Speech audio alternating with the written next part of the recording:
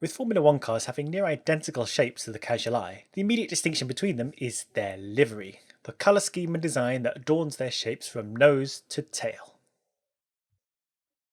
A team's livery has to be a number of things all at once: a style, an insignia, an identity, and, yes, a 200-mile-an-hour billboard.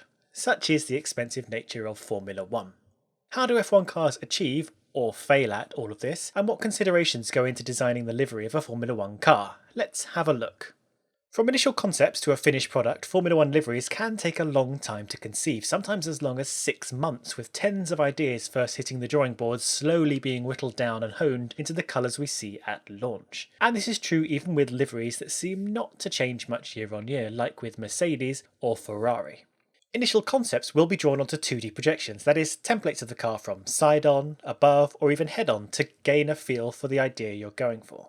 This isn't really enough to go with though, so some of the better ideas are then painted, for want of a better word, onto 3D digital models that can be twisted and turned in all directions. It may turn out that the design that looked good on a flat template kind of falls apart at certain angles or loses some of the essence you were going for. Renault, with their most recent livery, have really leaned into the idea that a livery takes on different forms from different angles, with a car that looks completely yellow from the front, almost completely black from the side, and with the full picture only coming together from a shifted perspective.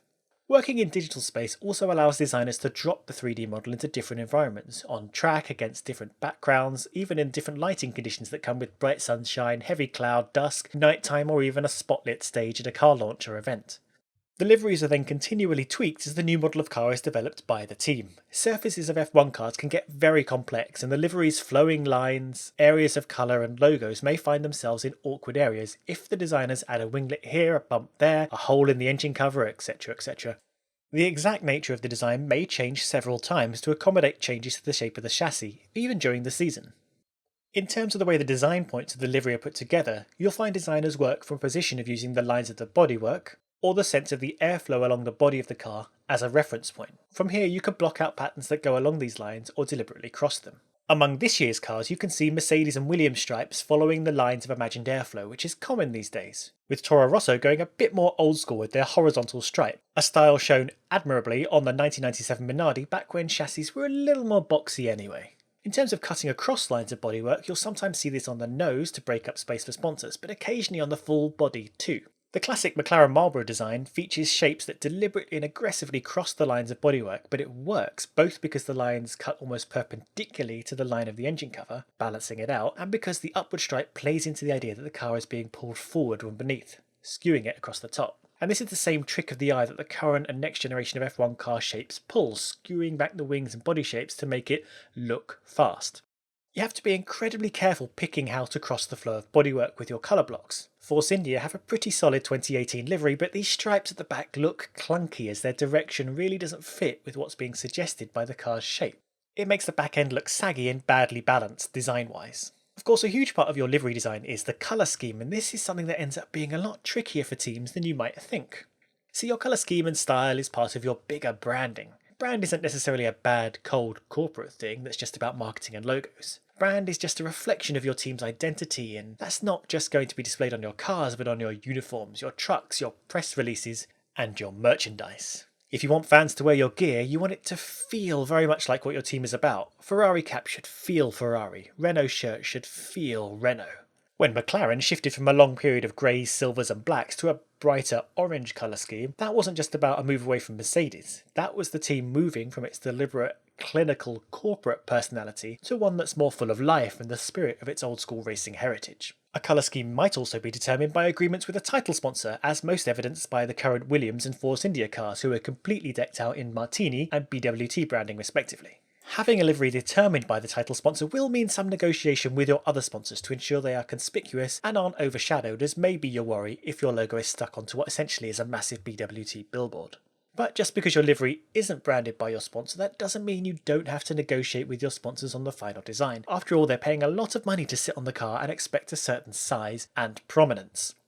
Any important text or logos need to be visible as agreed in terms of the space they are given on the cars, which means colour-wise designs need to be careful about those mid-tones. A light logo can be placed on a dark background, and a dark logo should be placed against a light background. Mid-tones can get a bit tricky. If we look at the Mercedes livery with its unique fade from bright silver to dark grey, we see how the white logos are placed in the dark areas and how the dark logos are placed in the bright areas. Where logos may straddle the midtones, they are given contrasting border to ensure they aren't lost. Before they mastered the fade effect, Mercedes liveries were a lot less effective as they struggled with the midtones. Their 2011 effort kept the engine cover matte silver, which left sponsors a little bit lost, while their first livery in 2010 used an oily streak of black on the engine cover and a black Petronas logo in a very messy attempt to work around the silver brand colour.